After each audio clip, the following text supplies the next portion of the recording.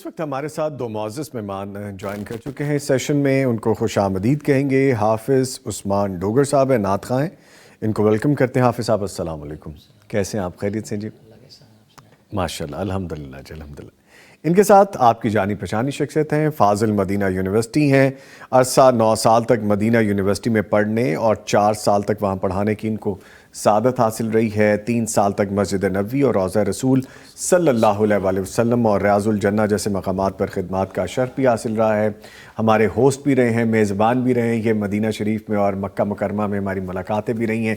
جو سٹنگز ہماری یہاں پہ ہوتی ہیں وہاں بھی بڑی خوبصورت محفلیں بنتی رہی ہیں. آپ کی جانی پہچانی شخصیت ہیں جن کا آپ کو انتظار رہتا ہے خوابوں کی تعبیر کے سیگمنٹ میں.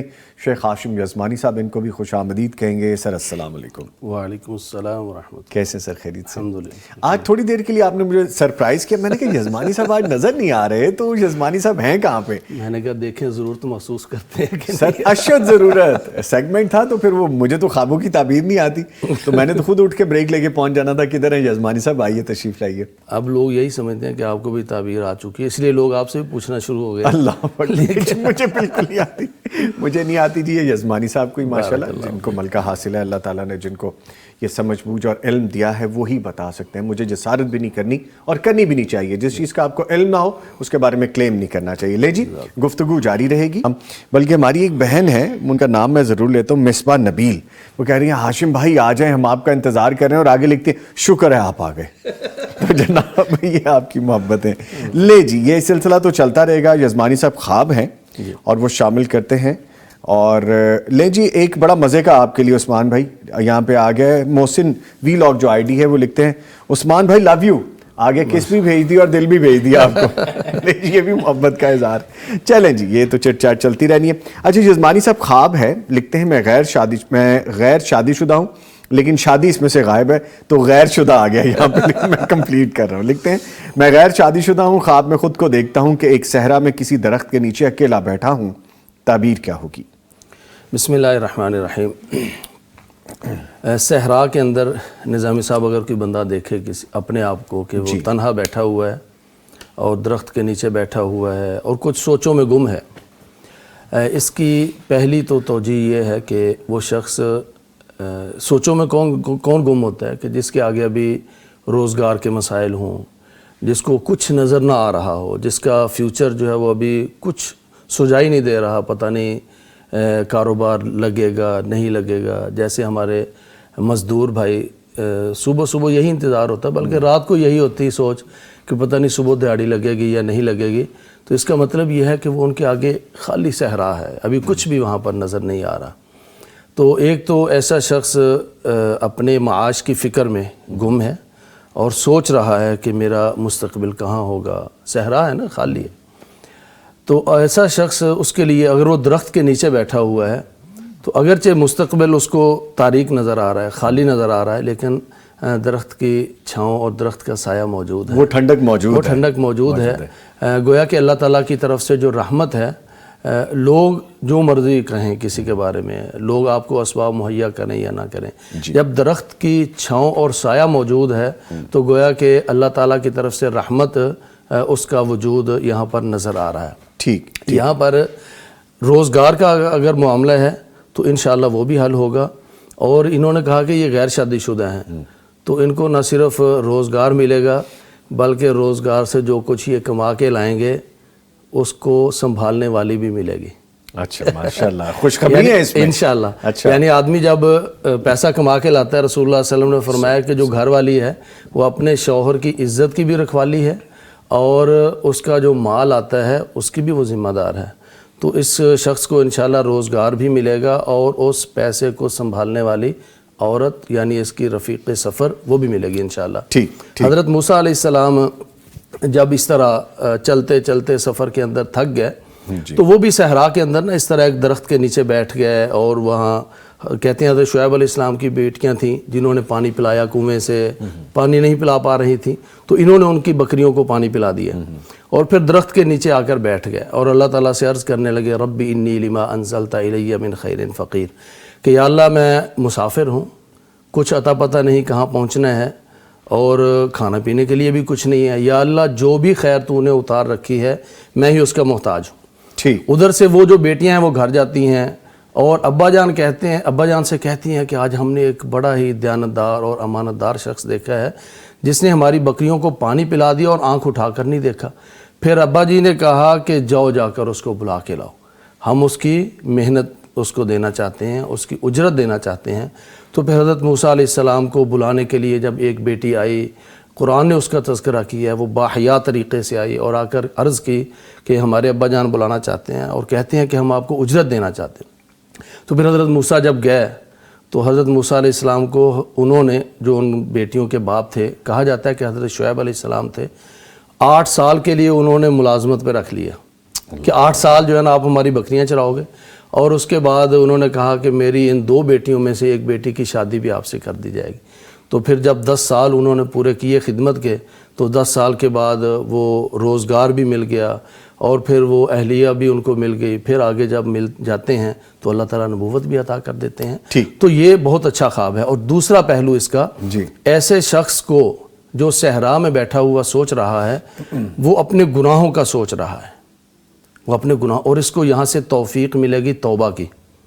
ये भी एक हदीस में आता है, रसूल अकरम सल्लल्लाहु अलैहि वसल्लम ने फरमाया कि अल्लाह ताला बंदे की तौबा से इतना खुश होता है, उस बंदे से भी ज़्यादा जो एक सहरा में बैठा हुआ है और चल रहा है, कहीं खाने पीने की चीज़ नहीं है, उसके ऊँट के ऊपर उसके खाने पीने का सामान है, लेकिन वो एक दरख्त के नीचे थोड़ा सा सस्ताने के लिए बैठता है, आँख लगती है, आँख खुलती है तो देखता है वो उसका ऊँट वगैरह सब कुछ गुम हो गया। लेकिन फिर उसकी आंख लगती है और कहता है कि अब तो मैं मर ही जाऊंगा, क्योंकि कहीं से कुछ नज़र ही नहीं आ रहा। लेकिन थोड़ी देर बाद वो देखता है कि उसका ऊँट भी वापस आ गया, खाने पीने का सामान भी वापस आ गया। फिर वो कहता है या अल्लाह तू मेरा बंदा है, मैं तेरा रब हूँ। उलट कह देता है। किस लिए? खुशी की वजह से। तो अल्लाह ताला फरमाते हैं कि जितनी उस बंदे को वहाँ पर खुशी होती है ना, उससे ज़्यादा खुशी मुझे तब होती है जब मेरा बंदा मेरी तरफ पलटता है, गुनाहों से तौबा मांगता है, माफ़ी मांगता है। तो इस शख्स की जो दीनी एतबार से तौबा की तौफीक है वो भी अल्लाह ताला अता फरमाएगा इंशाल्लाह। बहुत अच्छा ख्वाब है, परेशानी वाली बात। दोनों सूरतों में, दोनों दीन और दुनिया दोनों, दीन और दुनिया दोनों है इंशाल्लाह। ठीक है। आगे पूछा गया है कि मैं शादीशुदा खातून हूँ, मैंने ख़ुद को डाइनिंग हॉल में गुस्ल करते देखा, वो इस तरह के हॉल के दरवाजे और खिड़कियाँ खुले हैं और मैं वहाँ गुस्ल कर रही हूँ, इसकी ताबीर क्या होगी? डाइनिंग हॉल में गुस्ल करना, डाइनिंग हॉल भी इस तरह से है कि उसके खिड़कियाँ भी खुली हैं और दरवाजे भी खुले हैं। अब जो गुस्ल है, गुस्ल करने का मतलब क्या है कि आप थके मांदे आए हैं, आप गुस्ल करेंगे, आप हशाश बशाश हो जाएंगे, आपके जिस्म पर कोई मैल कुचैल है वो उतर जाएगी, और यानी किसी भी हवाले से इंसान को फ्रेश कर देता है गुस्ल। इवन के मॉर्निंग में सुबह उठ के आपने नहाना हो तो बिल्कुल किसी हवाले से। अब जो डाइनिंग हॉल है उसका ताल्लुक किससे है? खाने पीने से, ग़िज़ा से और खाने पीने से। तो अगर मुआशी हवाले से, खाने पीने के हवाले से, रिज़्क़ की आमद के हवाले से या किसी भी परेशानी में शिकार हैं, उसका शिकार हैं, इंशाल्लाह वो परेशानी दूर होने वाली है।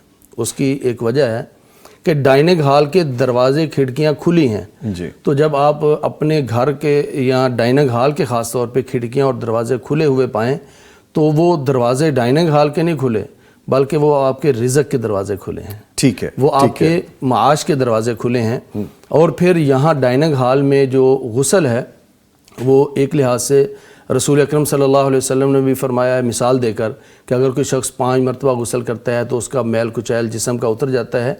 इसी तरह अगर कोई 5 दफ़ा नमाज पढ़ता है तो उसके गुनाह धुल जाते हैं। तो यहाँ नहाने और गुस्ल करने को तशबीह दी गई है गुनाहों के धुलने से जी।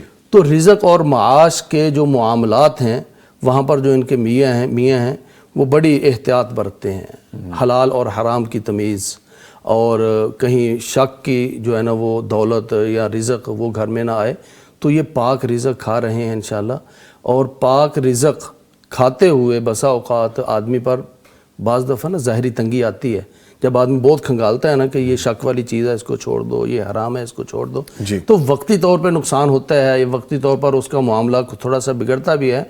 लेकिन ये साबित कदम रहें इंशाल्लाह, इनके माश के वो दरवाजे और खिड़कियाँ खुली हुई हैं तो ये अच्छा ख्वाब है इंशाल्लाह। रिज़्क़ की दौलत के आमद के हवाले से भी कसरत और फरावानी भी होगी और रिज़्क़ भी हलाल का होगा।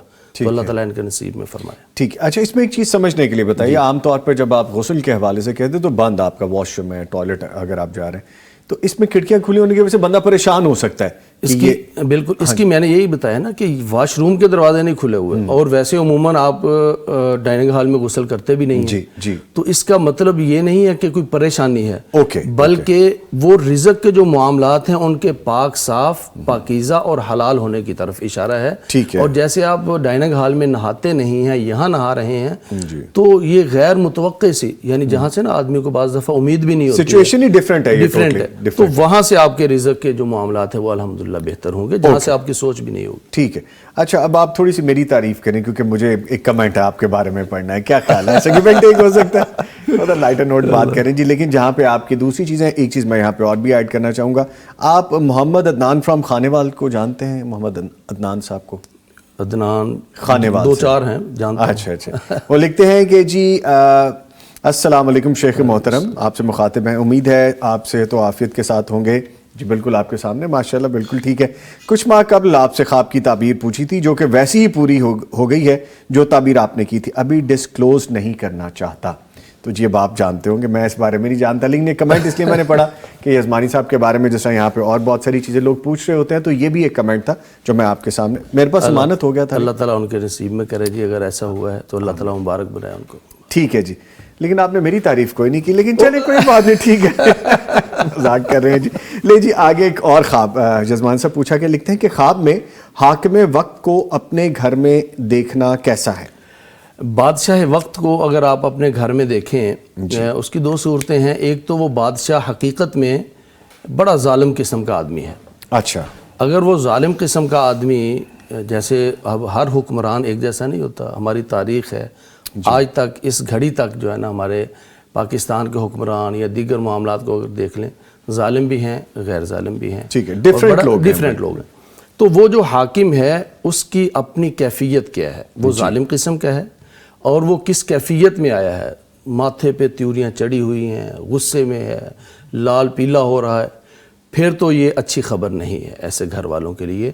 ایسے گھر والوں کے لیے کوئی آنے والے دنوں میں آزمائش ہو سکتی ہے.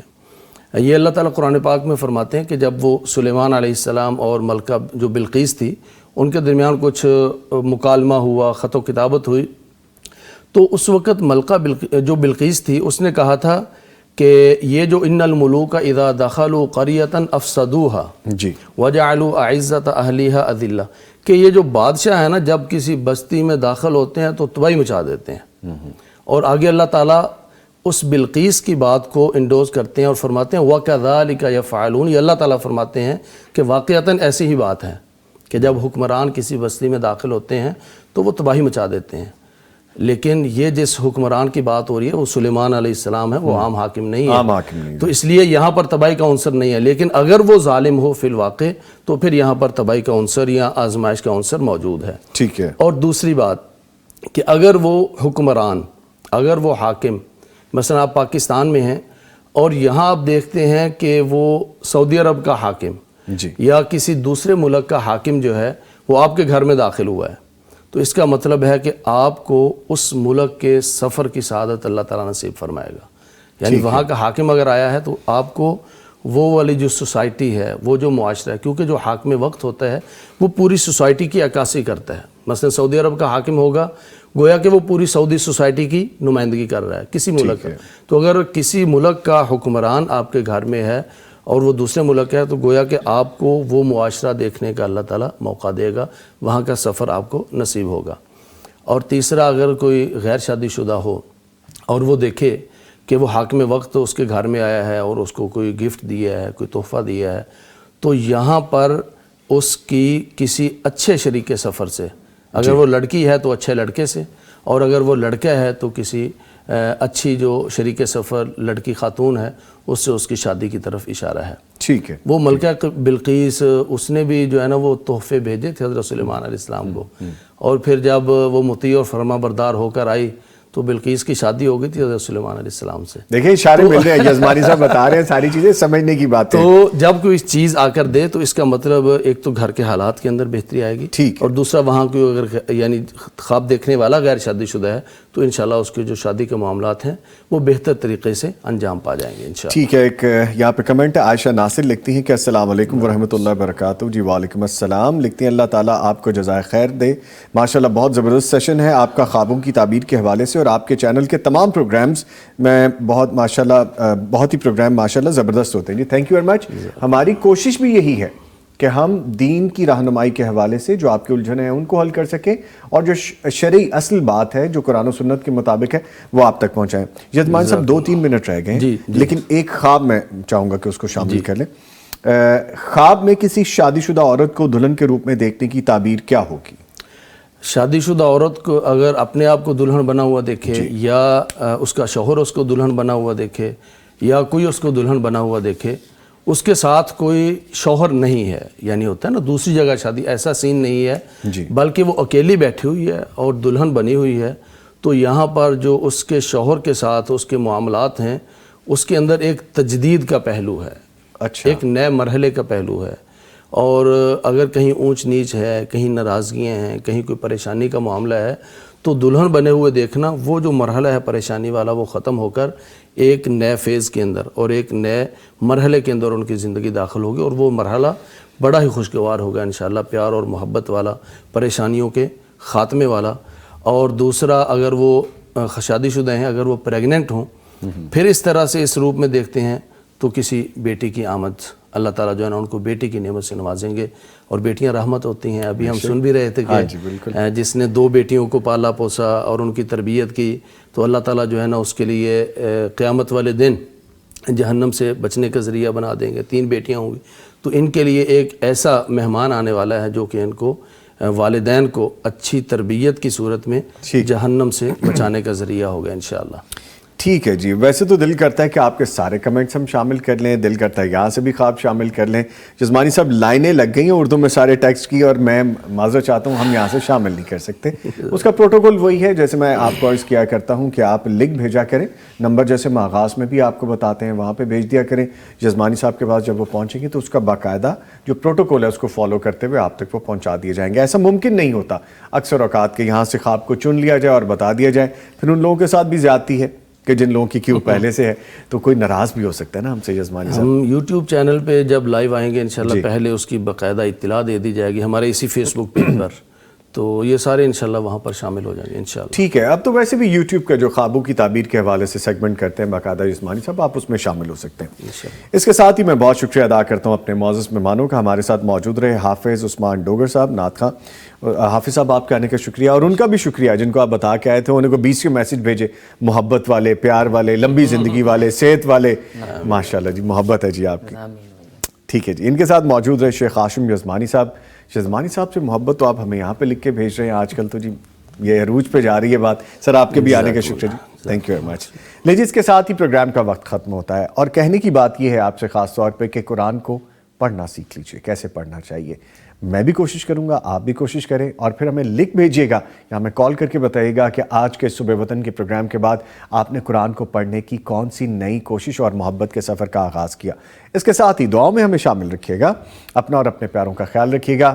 انشاءاللہ کل پھر ملاقات ہوگی. تب تک کے لیے نوید نظامی اور پوری ٹیم کو اجازت دیجیے. اللہ حافظ.